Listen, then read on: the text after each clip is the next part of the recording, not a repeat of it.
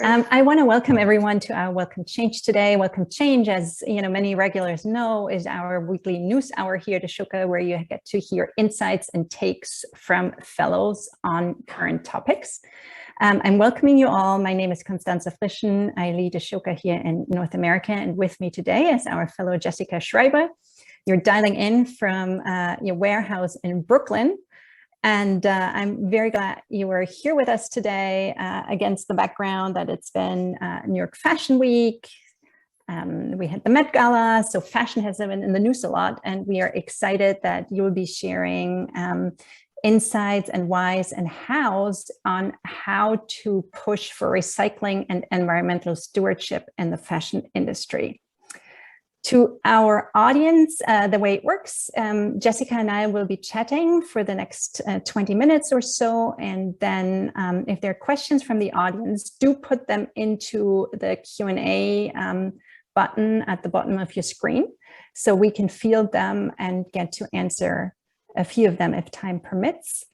And also, if you prefer live captions, there is again a button on the lower end of your screen, more, where you can choose subtitles. So feel free to do that.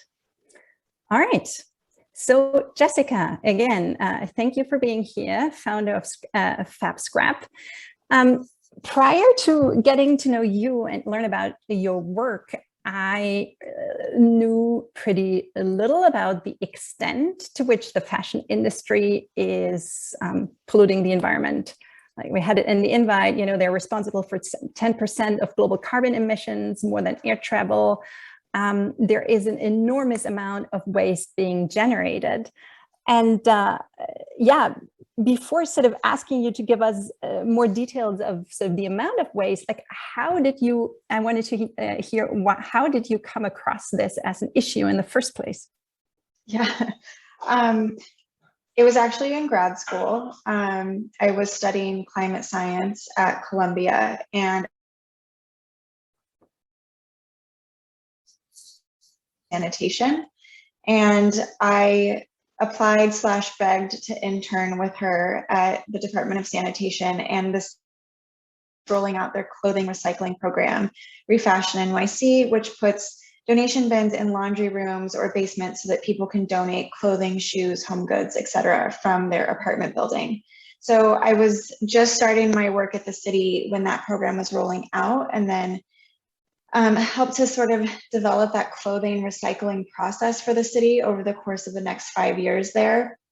I got to know the city's thrift infrastructure really well and just see the volume of textile waste that happens in New York City.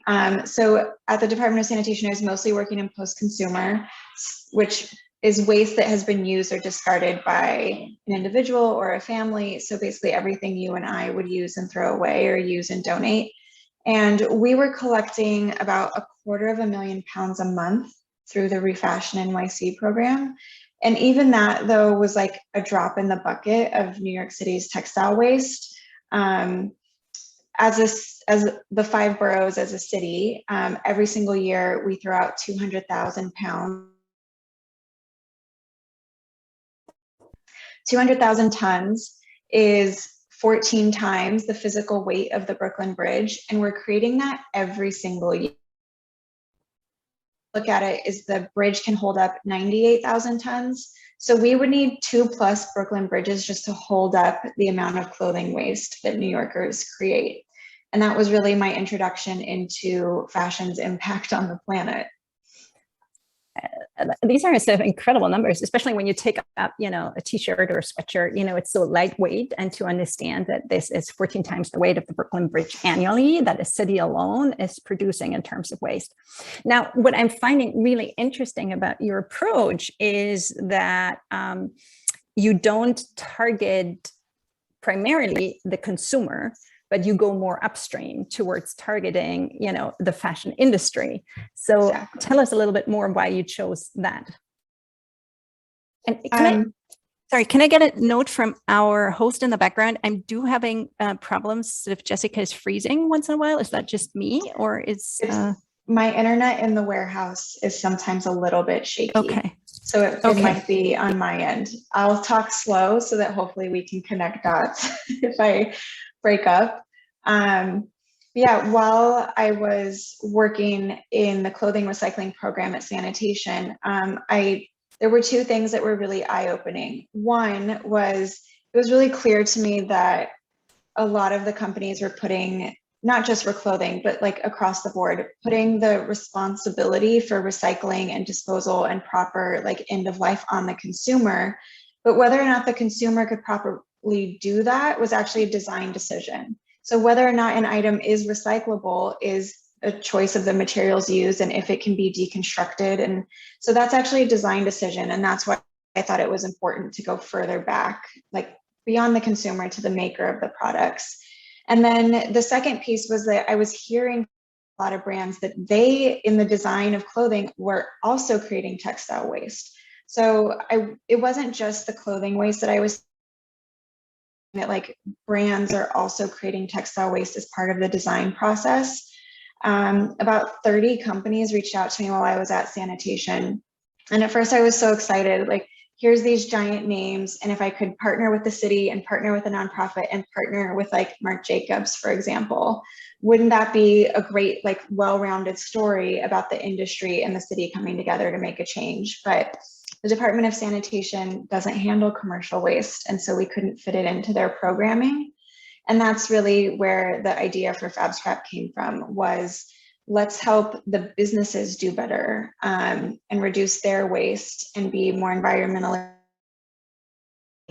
And hopefully that trickles back into the materials that they're choosing to make products with when they make 100,000 units, and make that convenient and easy, but then also create the same thrift infrastructure for raw materials that exist for used goods. So we could create a thrift store with leather skins and yards of fabric and buttons and zippers and yarn. And that's where Fabscrap started. And so what you were just describing seems to imply two things. One, like a mindset shift and an awareness for, that waste being a challenge in the fashion industry overall. For instance, you mentioned to me that spandex, for instance, is not recyclable as of today. So knowing that as a precondition for then, trying to reduce the use of it. So how is that, before we get into the other mechanisms, how do you see that mindset shift coming along? Yeah, I mean, I think that's coming from two places. One is that consumers are starting to care quite a bit about their end of life options after they use the product and whether or not the product lasts long enough for them to reuse it or repair it. And so I think there's a more educated buyer. But then internally, we report to every brand their diversion metrics, basically. And so when we pick up material, and then we'll let them know how much got recycled, how much got reused, and what went to landfill and why. And we use that as a moment of like education and mindset change because, right, we can't recycle spandex. And so for them to understand that not only decreases their diversion numbers, but means that all of the items they produce with spandex are then not recyclable. I think that helps to kind of explain that in a way where they're not getting that feedback from consumers necessarily. And explain quickly diversion numbers, what that means for those of us not in the industry. Yeah, that's my trash nerd jargon. Now, diversion from landfill. So it's the amount of material that can be kept from landfill when it's initially wasted.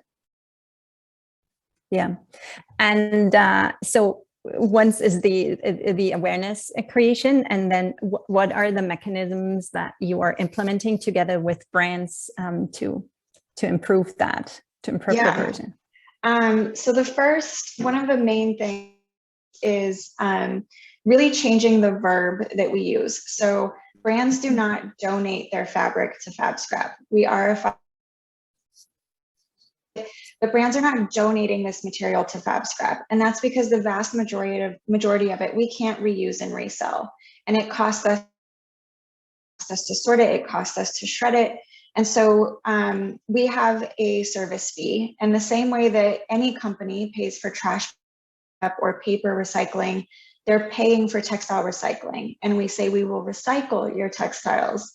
They're recycling with Fabscrap, not to Fabscrap. And I think that helps establish that this is a waste commodity stream and that not all of it is usable. And so not all of it is a donation.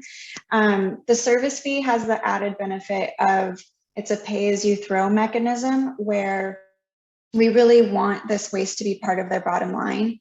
And if they would like to pay less, they can create less waste. So that's another way that we're trying to kind of force the issue for more internal responsibility of the material. Mm-hmm. The economic argument in terms of less waste means less costs. Yeah, I mean, definitely landfill is cheaper and easier. So landfill will always be our biggest competition, but where we see the added benefit and like can justify the additional cost is you can't market that you sent 15,000 pounds to landfill, but you can market that you recycled 15,000 pounds through Fabscrap and kept that from landfill and kept those fibers in circulation. So I think as we're seeing the more educated consumer plus giving brands this option for something better, it's really moving forward quickly. Mm-hmm. You've been telling me as we were discussing this conversation that you're starting to work at the mills. So for instance, some very interesting things, you know, that changing the size of sample fabric, for instance, means a significant reduction in waste. So tell us something about these little, you know, tricks or devices. So this is a realization we had right before COVID.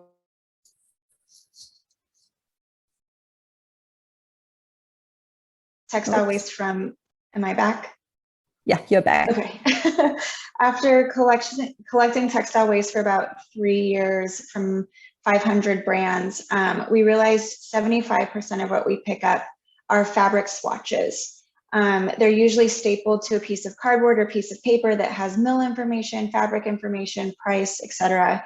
And mills at the start of each season kind of indiscriminately send all of the new swatches to all of the designers in their network. It's basically a marketing tool for them.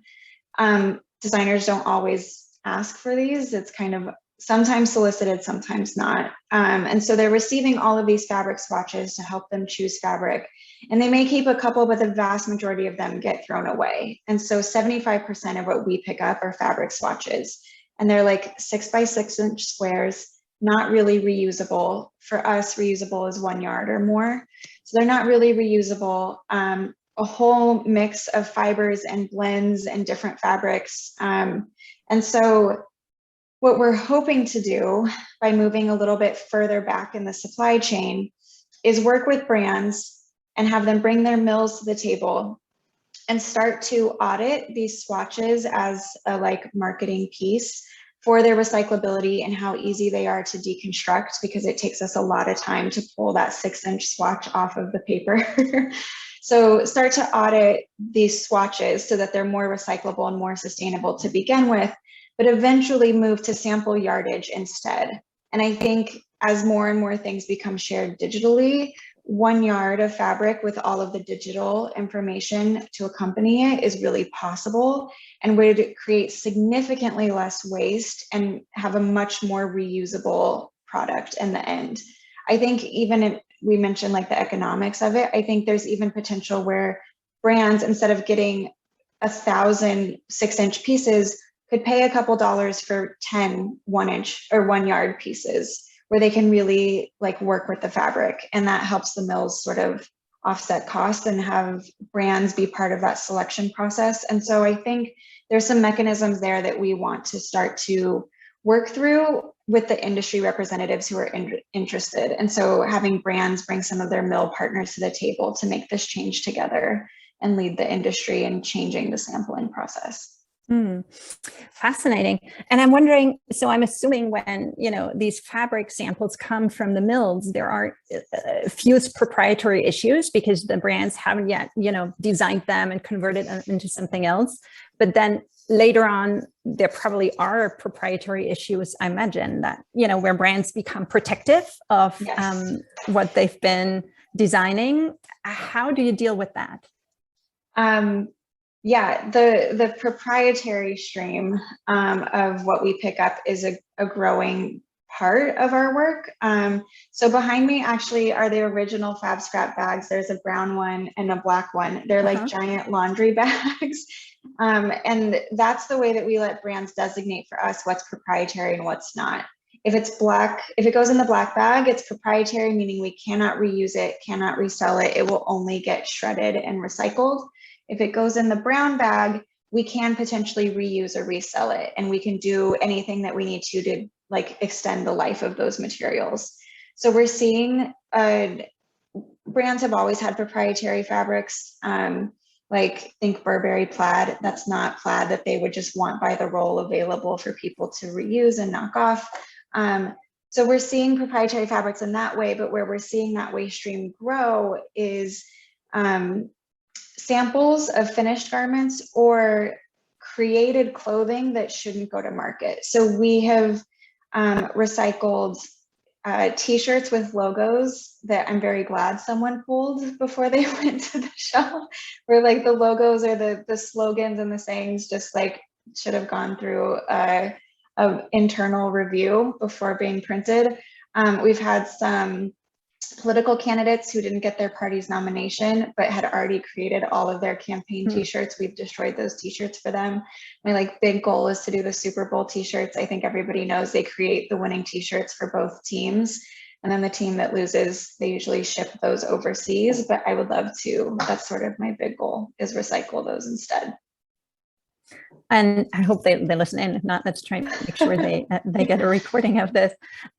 Explain to us more what happens, and when you shred, what's the end product of that, and then when you recycle and reuse, what's the lifespan? How does that carry on? Yeah, so I think the first important thing to note is we're calling it recycling, but it's more downcycling. So we can shred any fabric with any blend as long as there's no spandex in it, like we mentioned earlier. It gets shredded and it becomes this like fluffy fiber pulp called shoddy. And shoddy is used in insulation, carpet padding, mattress stuffing. The last time I was at the shredder, they said it's used in the like refrigerated meal delivery boxes. So there's a lot of uses for shoddy. I know it's used quite a bit in the automotive industry too, moving blankets, etc. So it's downcycling in that it's not creating a new fabric. Like true recycling would be fabric back into fabric. So it's downcycling, but it's at least extending the life of those fibers quite a bit. And we're seeing some development in fiber to fiber recycling, 100% cotton being mechanically or chemically manipulated to become a fiber again. They're just not quite ready to handle real volume or like use it in industrial level, but coming. So we're excited for that, and we're sorting for that. And then if it's not recycled or downcycled that way, we're trying to reuse or redistribute or resell it. So we have a fabric thrift store in our warehouse that's open to the public.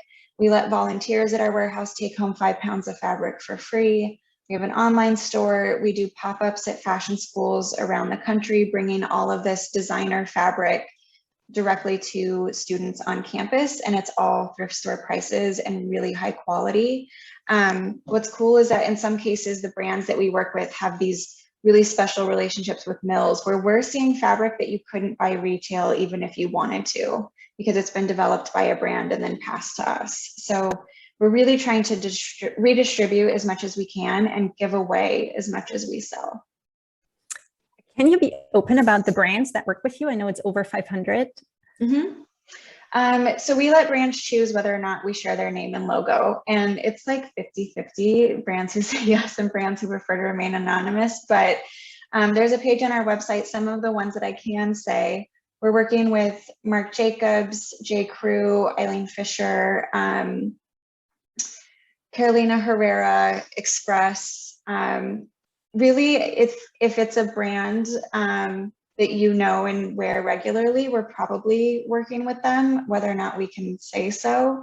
But a lot of the companies were like iShop, where they're using our service for their internal design waste. And what is the role of the volunteers, Jessica?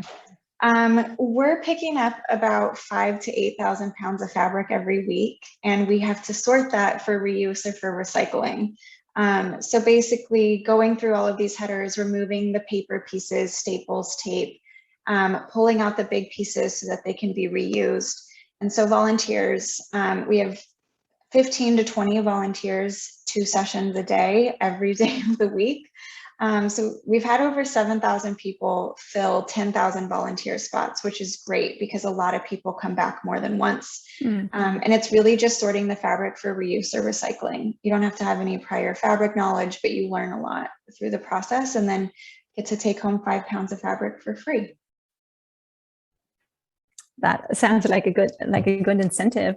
And you were also mentioning you're working with design schools, right? And in terms of shifting mindsets early before folks go and work with brands.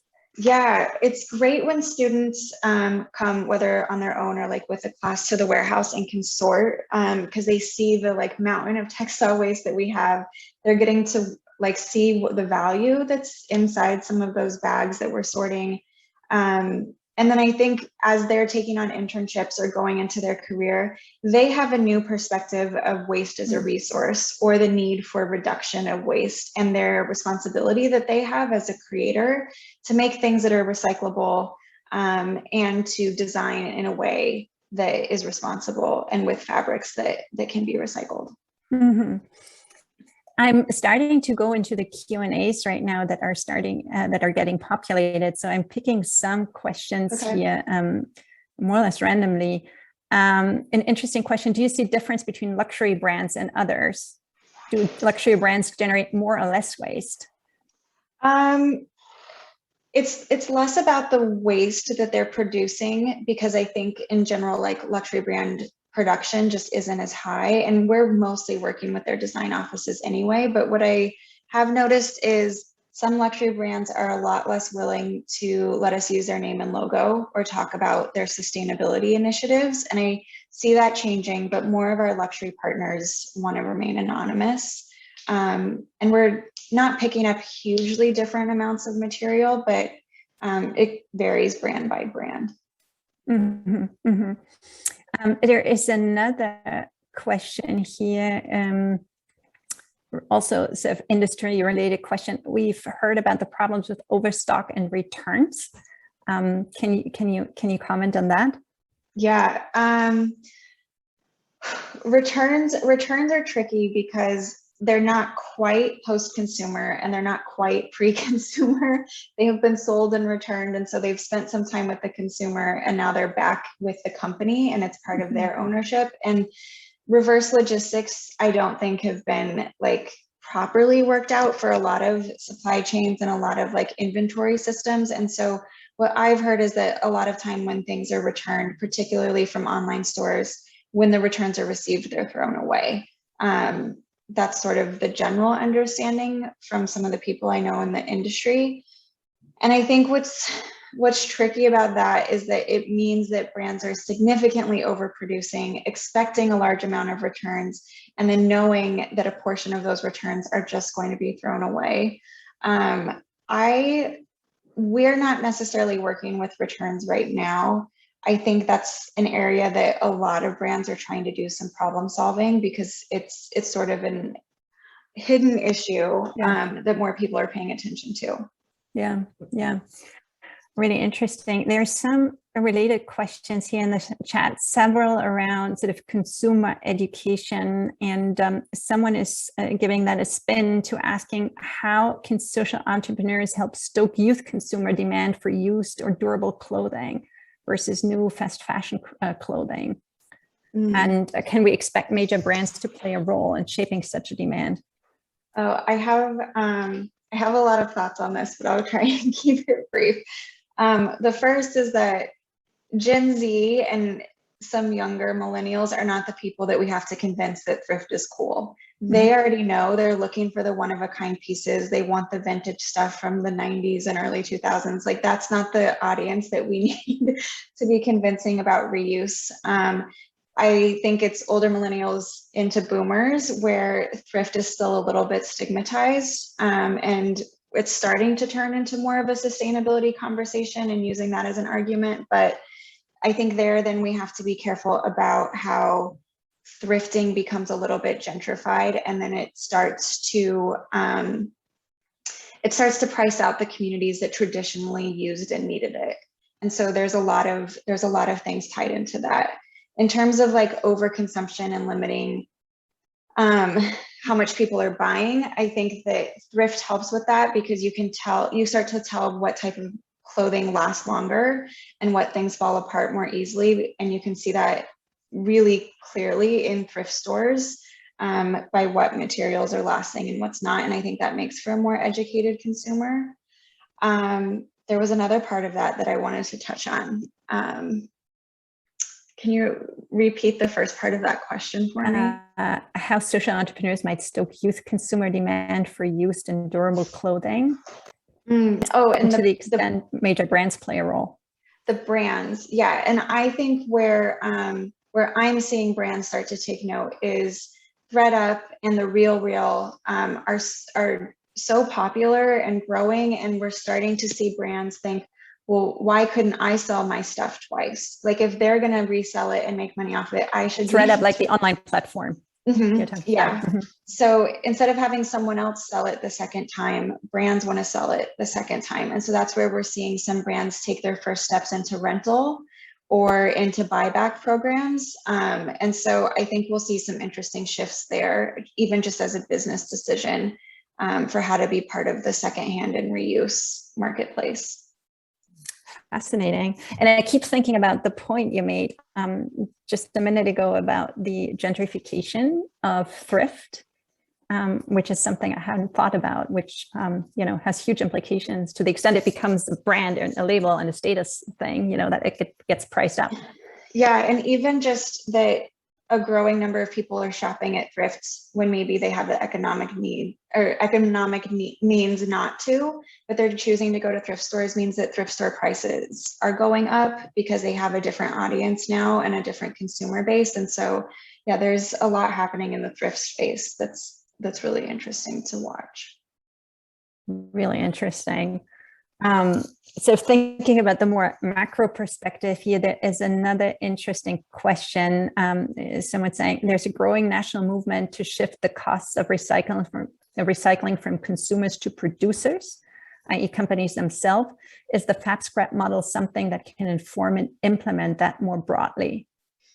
Yes, I'm a really big fan of extended producer responsibility policies and legislation, which essentially puts the responsibility for end of life of a product on the producer of that product. And it already exists for some product categories in the US. In New York in 2015, we passed it for electronics. And the way that worked was that if you sold electronics in New York State, you had to purchase credits that then funded the recycling program of those electronics in New York State. And so based on how big of a retailer you were, how much you were selling in the state was how many credits you had to buy, and that helped fund the recycling program. So I do think it's really important for brands to have a responsibility at end of life of their products. It changes the way that they plan to take things back or make them repairable or make them deconstructible into recyclable or reusable parts. I think it's a really important policy tool, and we would love to be involved in textile EPR when that starts to roll out. And we've spoken with some government branches about what that would look like locally or at the state and national level. Perfect. And I'm realizing we are officially at the end. There are still so many questions pulling in, so I want to go just slightly over. Yeah. A question: do you ever work with Broadway and the entertainment industry? Yes, we work with a couple plays, which is really cool, in their costume and set departments. And so the entertainment industry has been a new avenue for us in textile waste. And then we also work with a lot of interior designers. So that's besides fashion, those two are really the other big industries that we work with. Awesome. Here is, do you have a program for individuals to donate textiles? And what is the age range of the volunteers? We do have an individual drop-off program. It is only for sewing scraps, so we're not taking old clothing, we get asked a lot like, well, if you're shredding it, can I bring you my old underwear and socks? And no, just because we're not set up for post-consumer, there's like some hygiene steps and things that we would need to take that we don't have in place when we're only working with sewing and design waste. So yes, for any sewing scraps, we have a drop-off program at our warehouse. And then volunteers, we don't really have an age range. We've had someone like bring their young toddler baby aged kids and sit them on the table and like sort with them. For smaller children, we'll do color sorting as opposed to like sorting for recyclability, but really like middle school and up, they can do standard recycling sorting. The scissors are just kind of sharp, so we always like note that for parents. Yeah. Okay, I gotta close it up soon, but there are two questions here. One is, and I don't know whether you feel comfortable answering that, what brands are really getting this right so we can help them, support them with our purchasing power? Do you feel comfortable taking that? There's a couple. I mean, I think Eileen Fisher is often in the news for their sustainability, and they have a take back program. So they will also take back old Eileen Fisher garments in any condition. And they have a really robust reuse and recycling and reworking, like redesign program. Eileen Fisher's doing some cool stuff. Mara Hoffman like really made a decision to shift towards sustainability a few years ago. And I think the innovations that they've made, not just in the clothing that they're designing, but even they've gone into like composting their packaging. I think they're doing some really cool stuff too. Thank you, Jessica. And then there is one more question that we're gonna ask you. How can, and this reflects a couple of questions that have come in. So several people want to know, what do you advise? How can the average and price conscious consumer continue to shop but be sustainable as possible? Yeah, I would say where you can avoid spandex. I know that's really hard, like athleisure is everywhere, but where you can avoid spandex, and there are some denim retailers, like I know Levi's has a filter on their online store where you can sort out stuff with spandex. You turn that off, and then it will only show you things that are 100% cotton. Look for more natural fibers where you can, 100% cotton, silk, linen, etc. Choose things that you plan to keep for a while and that are made to keep for a while, not made for like 1 or 2. And thrift, but I think like thrift responsibly and go in with a purpose for what you're looking for, and plan to keep it. Thank you so much, Jessica. That was ideas and advice packed 35 minutes. Everyone is in the chat. You can see Jessica's and her team's handles, so you can follow them on Instagram and on Twitter. We will also be releasing a recording and write up an article about today. So thank you so much, and all the best, and onwards. Thanks, everyone. All right. Thank you, Jessica. Thanks all. Bye. Bye.